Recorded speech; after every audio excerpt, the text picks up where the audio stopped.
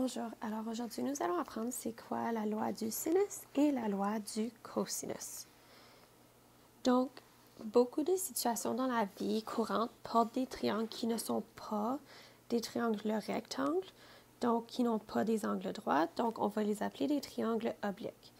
Les rapports trigonométriques comme SOHCAHTOA qu'on vient d'apprendre sont seulement pour les triangles rectangles, mais pour les triangles obliques, il existe des lois qu'on peut utiliser pour représenter la relation entre les côtés et les angles, puis c'est la loi des sinus et la loi du cosinus.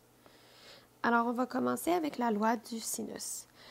Donc, la loi des sinus établit la relation suivante entre les triangles obliques. Donc, nous avons notre triangle ABC. Pour trouver la mesure d'un angle, on va faire sinus de A est égal à côté A. Sinus de A divisé par côté A est égal à sinus de B sur côté B.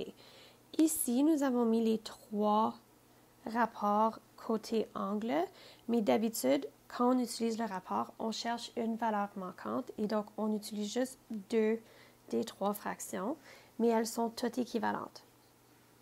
Puis c'est la même chose pour quand on veut trouver la longueur d'un côté, c'est juste que comme vous pouvez voir, on met le côté au numérateur et l'angle au dénominateur et on est capable de trouver donc la valeur qui nous manque.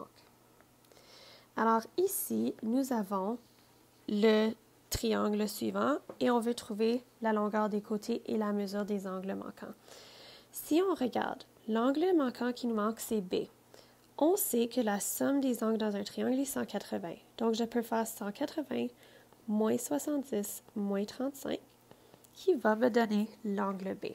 Donc, nous avons que l'angle B est égal à 75 degrés. Maintenant que nous avons un côté et un angle opposés l'un à l'autre, nous sommes capables de venir utiliser la loi du sinus. Donc, je veux trouver le côté A en premier. Fait que je vais faire A sur sinus de A est égal à B sur sinus de B. Donc, ici, je cherche A. L'angle A est de 35, donc j'ai sinus de 35, qui est égal à B, qui est 2,7, sur sinus de 75. Je vais isoler A, donc je vais faire fois sinus de 35 fois sinus de 35 des deux côtés. Ça s'annule. J'ai donc A qui est égal à 2,7 fois sin 35 divisé par sin 75. Donc, nous avons que A est égal à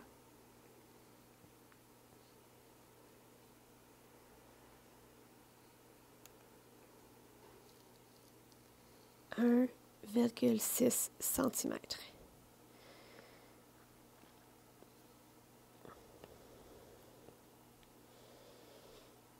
Maintenant qu'on a le côté A, il nous manque juste le côté C. Donc, je vais pouvoir faire la même chose. Donc, j'ai C sur sin de C est égal à B sur sin de B. Donc, ici, je cherche C. L'angle C est 70. B est 2,7 et l'angle B est 75. Donc, je viens isoler, donc fois sin de 70 fois sin de 70, ça va s'annuler. J'ai donc C qui est égal à 2,7 fois sin de 70 divisé par sin de 75. Donc, C est égal à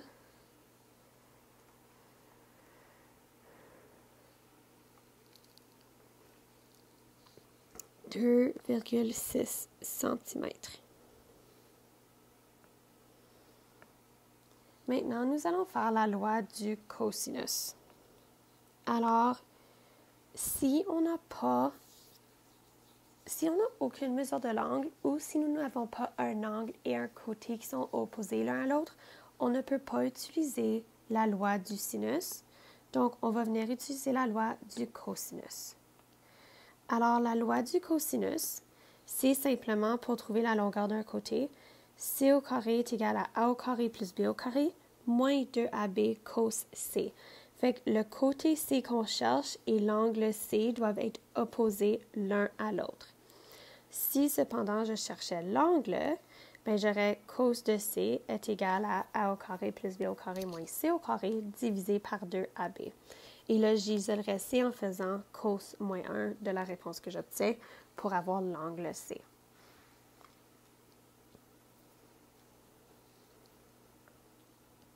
Alors, par exemple, ici, on veut trouver la longueur de tous les côtés et les mesures des angles qui nous manquent. Fait qu'ici, on est capable de venir utiliser la loi du cosinus pour trouver le côté G. Donc, nous allons avoir C au carré qui est égal à A au carré plus B au carré moins 2AB cos C. J'ai donc G au carré qui est égal à 15 au carré plus 10,4 au carré moins 2 fois 15 fois 10,4 cos de 38. J'ai G au carré qui est égal, puis ici c'est super important, là, souvenez-vous de faire paix de masse.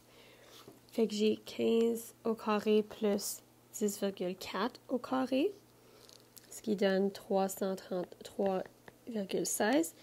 Et là, j'ai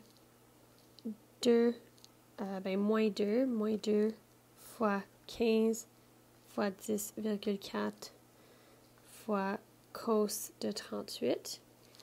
Puis cela va me donner moins 245,86. Je vais faire ma soustraction.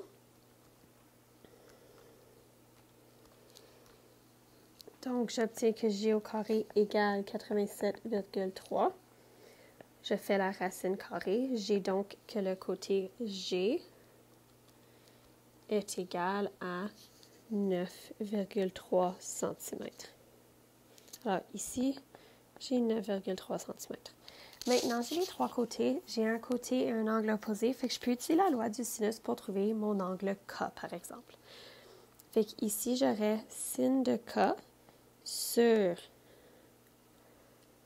15 est égal à sin de 38 sur 9,3. Je vais isoler sinus de K, fait que je vais faire fois 15 des deux côtés. Alors, j'ai sin K est égal à, puis si je fais sin de 38 fois 15 divisé par 9,3. J'obtiens environ 0,993. Et là, je vais faire pour avoir cosine moins 1 de cette réponse-là. Fait que je vais obtenir que l'angle K est égal à 83,2 degrés.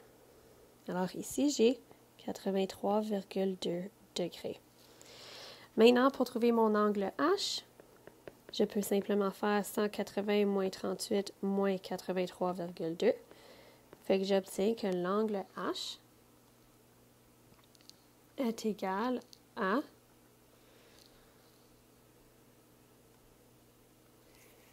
58,8 degrés. Alors, j'ai été capable de résoudre mon triangle.